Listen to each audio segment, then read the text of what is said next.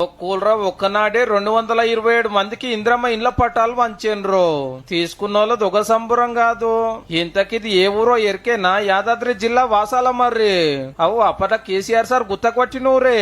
గీ ఆగవ యాదికొచ్చిందా? పెద్ద సార్ పక్క కూకుండా పెట్టుకుని మా దోస్తాన్ని గొప్పగా చెప్తే ఆమెకేంది మస్తు పైసలు ఇచ్చిండని ప్రచారం అయితే ఆఖరికి అవ్వ జిందగే ఆగమయ్యిందట. ఇల్లు కట్టిస్తా అన్నాడు. ఇల్లు కట్టేయాలి, ఇంట్లోకి వద్ద వచ్చింది. ఆ వద్ద తోటే మా ముసలాయన తగ్గిపోయిండు.